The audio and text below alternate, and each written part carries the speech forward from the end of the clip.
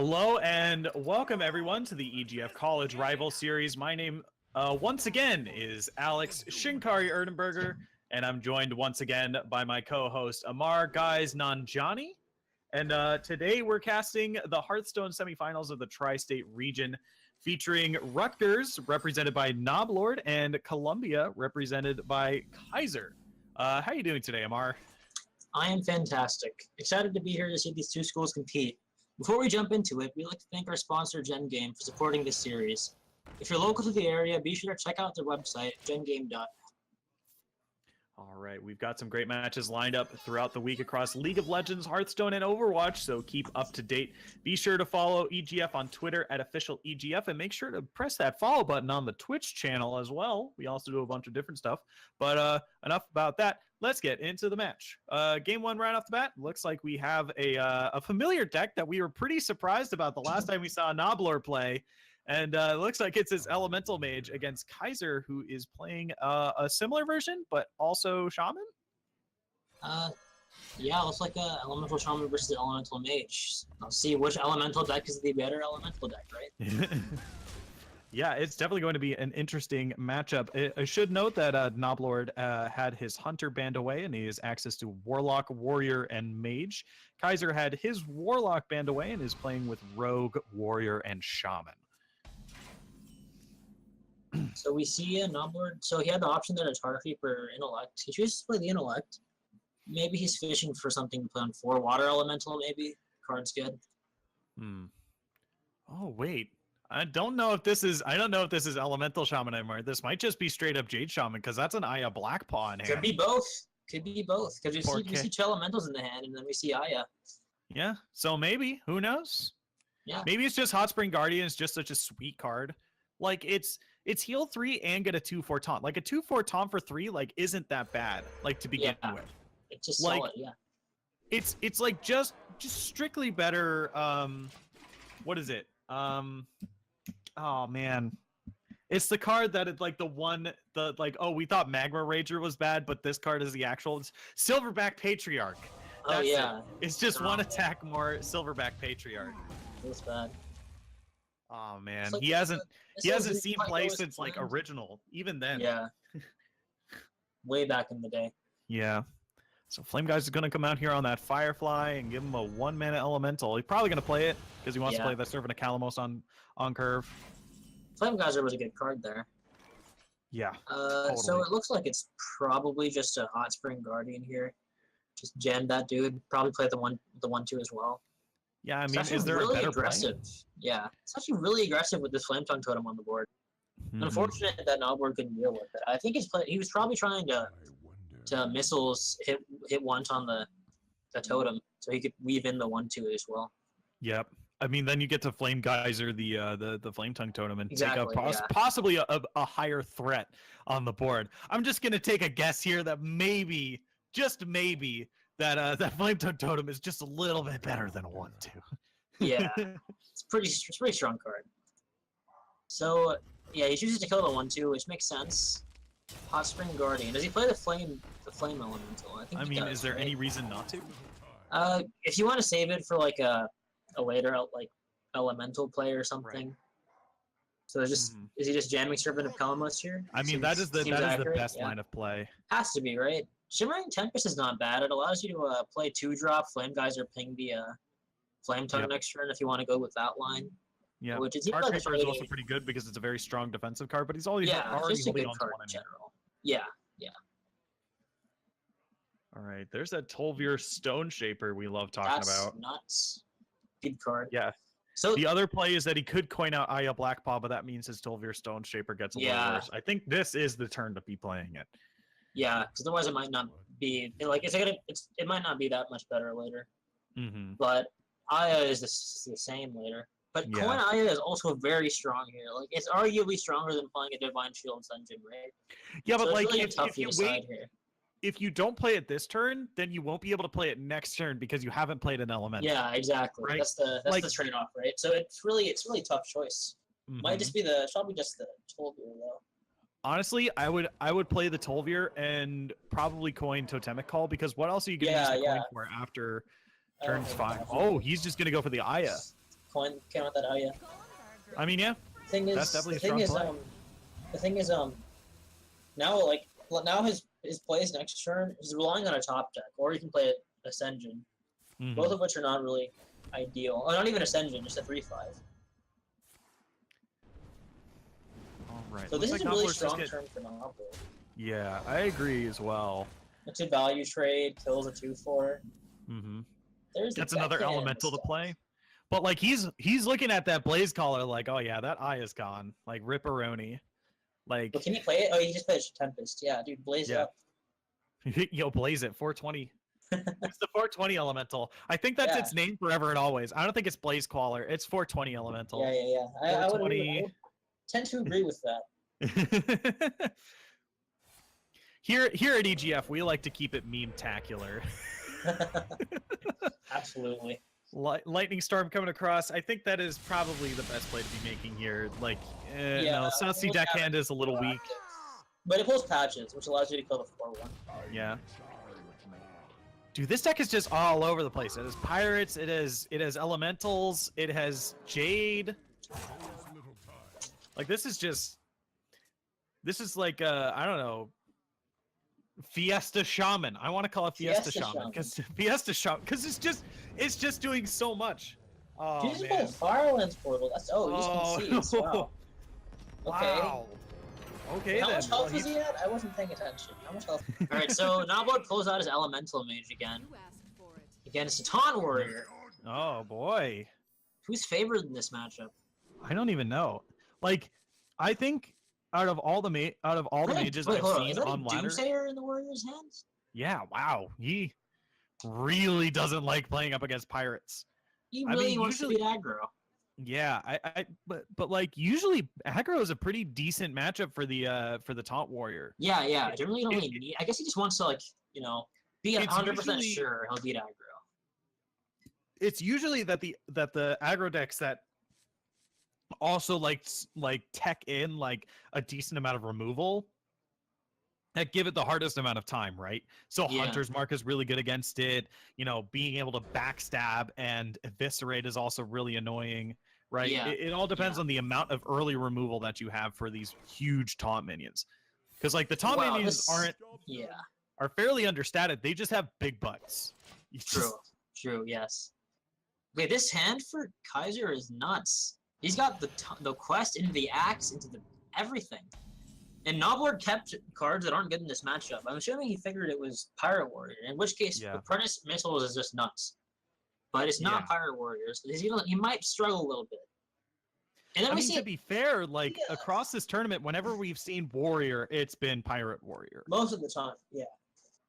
And now we see it. I think this is the only Quest Warrior we've seen. I'm fairly certain. Yeah, I would agree. Yeah, as far as I would agree. I mean, you can't agree on a fact, but yeah. As far as I remember, it was all in Pirate Warrior.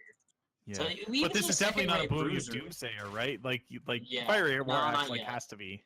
Yeah. Like you're playing Acolyte next turn as well. Like, I think that's my only problem with the Doomsayer here is that like you just don't have any proactive plays to do on turn 2 outside of the axe, and you're not advancing your quest. Right. Well, I suppose his plan was to just play Doomsayer on 2 into the Acolyte on 3, but this is better. He chooses not to attack. That's kind of interesting. Yeah, I'm not sure if I agree with that. Yeah, I don't know what else you're saving your axe for. Like, sure, you could be saving it for a Sorcerer's Apprentice, but you really only need one charge. Like, you don't need more than that. You know what he's thinking about? He's thinking about Second Ray Bruiser. He wants this Second Ray Bruiser to be 3 mana, and I guess he's hoping that his opponent plays 2 minions. I mean, that might be a smidgen bit greedy. A little bit, yeah. Okay, I think he's just coining out a. I think you just coin out a Firefly here, so you can play the 12-year Stone Shaper on 4. Yeah, I would agree. Oh, he's just gonna go for the Flame Elemental instead. I mean, either way, right? It's essentially the same. This one gives your opponent less information, actually, because he doesn't know you have the Firefly in the hand. Yep. If you play the Firefly, your opponent knows you have 2 Fire Elementals in your hand. Yeah. So, we might see the Doomsayer come down this turn to prepare the Bruiser. Honestly, I think he would. I think he goes for Dooms. Like, depending on what he gets off the Dirty Rat, like he can Doomsayer it, and being able to Doomsayer like a 12-year Stone Shaper, like forcing the first of all, forcing that that battle cry out of hand. Oh my goodness! Right? And he gets it. Yeah. So he has to play the Doomsayer here now, right? Doomsayer into Ally Armorsmith. That's just game winning. Yeah, like this forces Noblord to spend the turn not playing a minion or removing the Doomsayer, which is incredibly hard to do, by the way. Yeah. Because double arcane missiles against an Acolyte plane and even a Doomsayer is really He could bad. get like Poly off of Primordial Glyph. Yep, he could. Do any of these do the trick? They don't. Does he take Vaporize here? I kind of like Vaporize here. Because you're expecting a 5-drop next turn. Oh, he chooses the Meteor. Right. Meteor's good too, I think. Deal with taunts. Yeah, like 15 damage. Like if he plays a like tar, like if he finds a Tar Lord, then that is just immediately just goodbye. Yeah, it was nice knowing you. Or it even answers this guy right now, which you might just have to use it for this guy right now. Mm-hmm.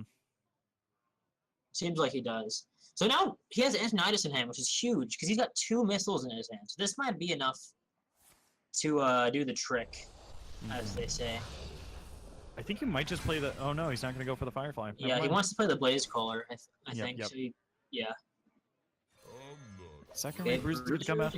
The only these 2 Primordial Drakes in hand are so obnoxious because you want to draw them off the Curator. You don't want to be top decking them. Right.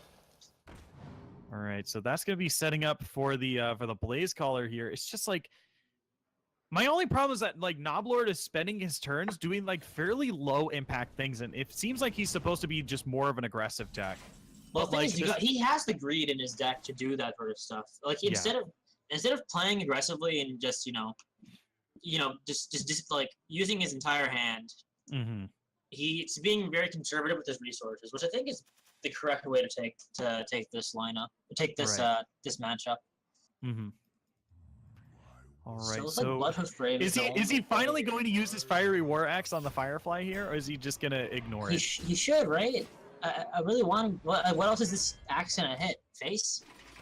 He chooses not to once more. I feel like this Blaze Caller still comes out on the 4/5 though, because you get a favorable trade into the 2/6. He could also Blaze Caller the 2/6 and trade in the 1/2. Like it has to be the 2/6, right? Because if he plays Ravaging Ghoul or Whirlwind, he just loses the Blaze Caller. Then you get destroyed, or even Primordial Drake. There's Jim Cummings. It's Jim Cummings, the Curator. That's the voice actor for the person that does the Curator, by the way. He also does Winnie the Pooh and Darkwing Duck. Yeah. I did not know that. Fun fact. Yeah, fun fact. Today I learned. TIL. This is a he's really also clean turn. He's also Lore Walker Cho. Dude, this guy's got a resume. Yeah, Jim Cummings. Yeah, dude, he's all over the place. Jim Cummings is the man. He's also Pete, I think. I don't remember. But I think the big question is here now is, does he play the Primordial Drake or does he play the Curator? And I think the answer is Primordial Drake. Jim Cummings, yeah. does he put Jim Cummings into play? And it's going to be a big ol' no. Yeah, he's totally going to be removing that. Janus Primordial Drake, probably good. Yeah, see, this is the reason why you can play like this with this Elemental Mage. You can play very slow because you have cards like Servant of Kalamos to give you that value that you need. Yeah, and you also have like decent number of draws, and also like Archmage Antonidas is going to be able to find him a lot of value on the next turn. Like it's going to be Archmage Antonidas, Sorcerer's Apprentice, double Arcane Missiles, and all of these are really good options too. Well, Magma Ranger really isn't. But Magma Ranger's awful. Tempest and Surger are both solid choices. Yeah, I feel like you go for Steam Surger here because adding the Flame Geyser to your hand means that you have a lot better turn with more spells for Archmage Antonidas. Yeah, well, I mean. Are you playing more than 2 spells anyway, though? You've got 2 Arcane Missiles. We see the Frostbolt here. Probably setting up for the Firelands portal, it looks like. I like this. Yeah.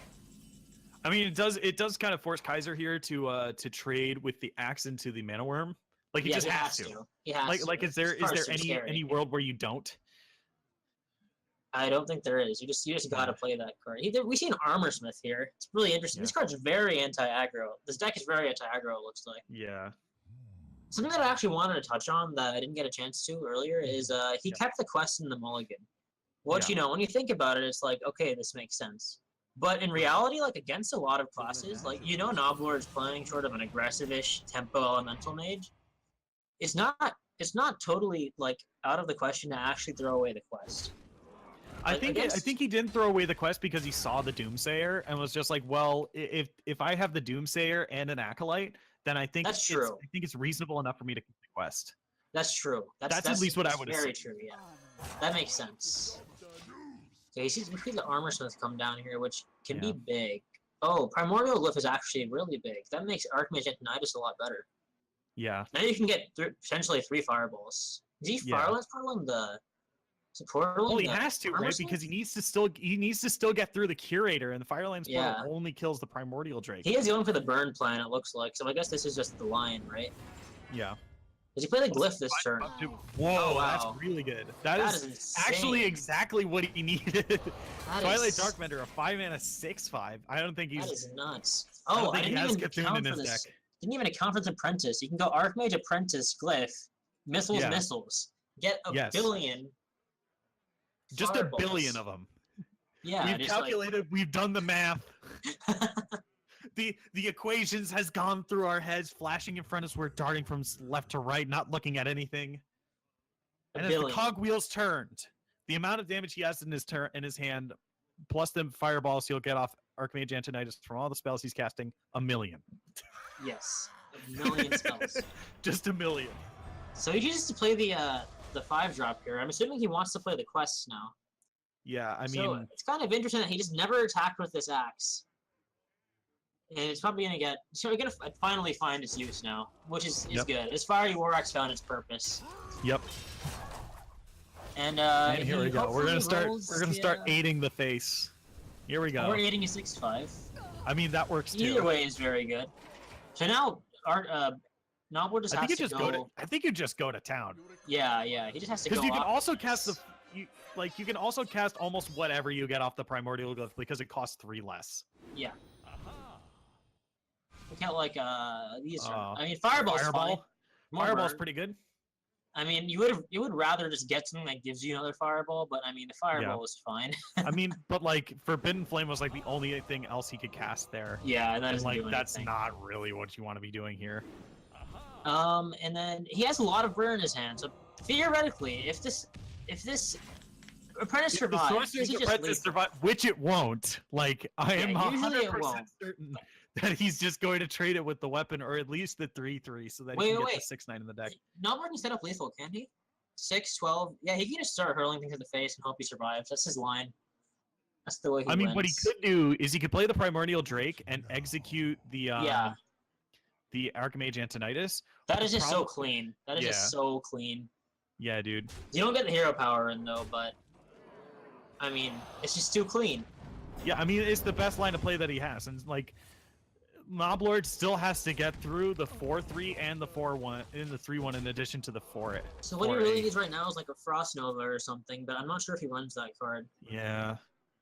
He can play 3 fireballs, and that's pretty sweet. He can clear clearing the board doesn't get there, does it? No, because he has hero power. Yeah, and the weapon still.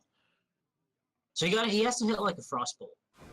And Fireball. Hey. And a Flame Geyser. I don't think that does it. Oh, that's unfortunate. Yeah, so Quest Warrior is going to take it over the Elemental Man. Oh, man. All right, so we are going to see the Warrior.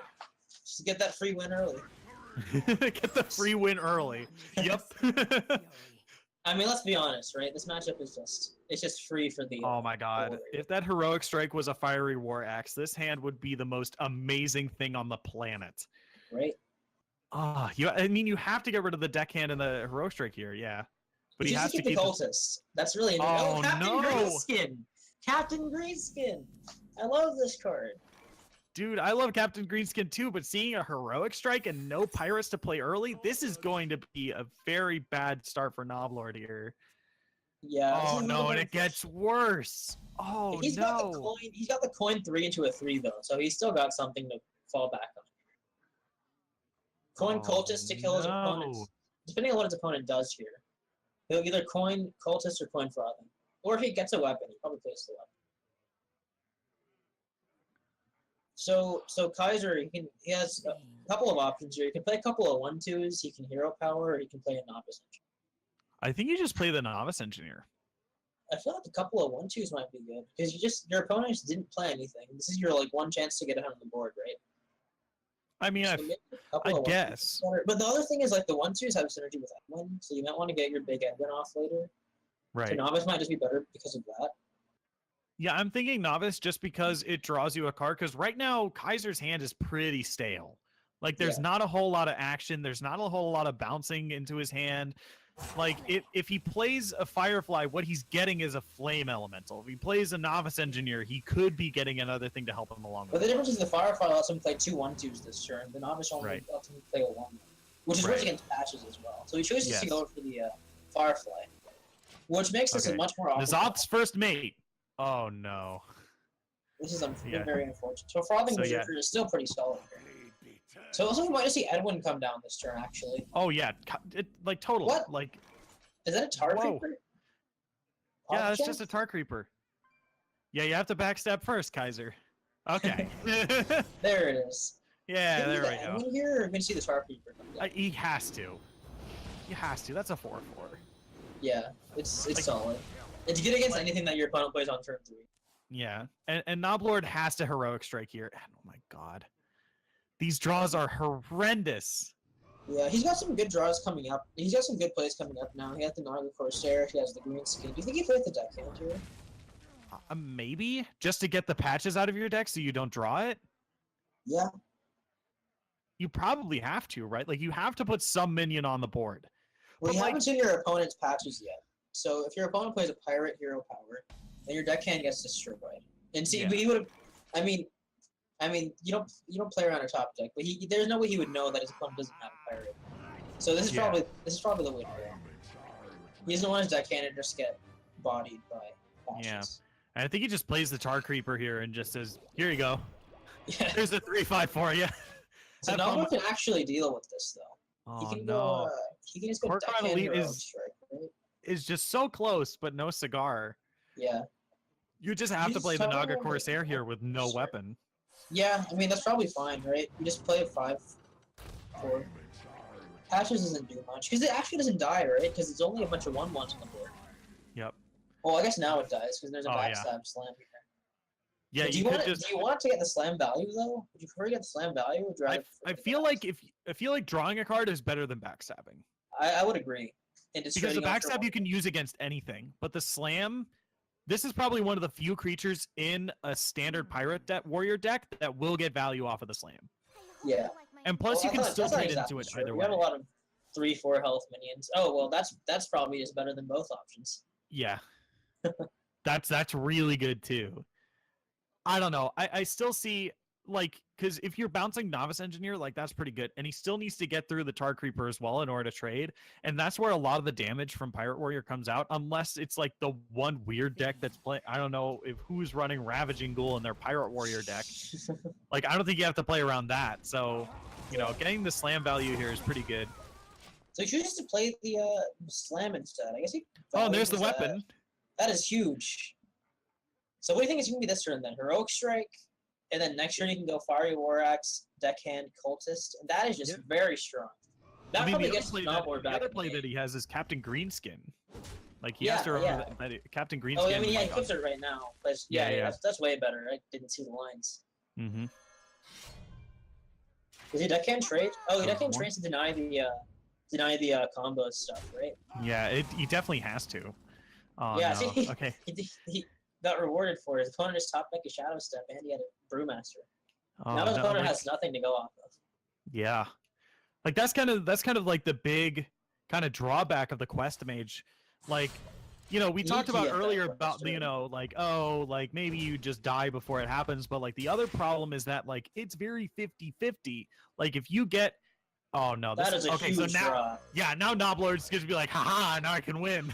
This lets you play on curve, and it lets you develop 7 power as well as an insane weapon. You play Greenskin next turn, you just get in there. Okay, now Mimic Pod has to give him a Novice Engineer. That's what he needs. Yeah, he needs Novice Engineer. If he gets it, I'm gonna like 2 preps. That's not quite what you're looking for here. Yeah. So I guess like something like backstab, eviscerate might be the only option here. I mean, I think I just eviscerate the 3/3, right? Or even like, I mean, either backstab. One. You gotta kill something. What you would have to do is you would have to backstab the 3/3 and then attack and then eviscerate the 3/4. Yeah, exactly. That's the line of play. That's the one. And then redagger. Clear the board. But you're not doing anything proactive, which kind of like if this deck doesn't get their quest out early, and they don't find their draw, like they just run out of steam because they're just top picking 1-drops. Yeah. So it's kind of awkward. Meanwhile, Pirate Warrior is just like 4-2x, 5-2x. Like each of Pirate Warrior's cards has so much value. Oh my god. That is a value card. That's disgusting. I mean, like the only reason he's getting value now is because his early draws were just awful. They were just awful. Yeah. And usually you're like, oh man, the quest rogue is totally gonna be able to capitalize off of this. But Kaiser just had bad draws too. Yeah, they just both didn't have the draw they need. And then Nobbler also denied the Novice Engineer, which is huge. If he didn't deny the Novice Engineer, this game would look very different right now. Yeah. So I think the line of play is clearly just Captain Greenskin and Bloodsail Raider. He might be thinking about setting up lethal. If he goes Corcoran Raider, does that set up lethal somehow? 4, 8, 10, 10 plus. How much is this? So that's Raider a 4. 6? That's a 4 damage weapon into a 6 damage Raider. So that's 4 plus the Corcoran Elite is 8. Puts up at 15. 6, 4. Yeah, it would be lethal if we place the Corcoran Elite here and nothing else. And nothing else gets interfered with. If the Bloodsail Raider doesn't get interfered with. Is he just not doing anything? Which is basically judging on Kaiser's hand is, whoa, what's going on? I think Nobbler just DC'd. I think Nobbler just disconnected. But the funny thing is he can still win. If he reconnects, he can actually still win this game. Whoa.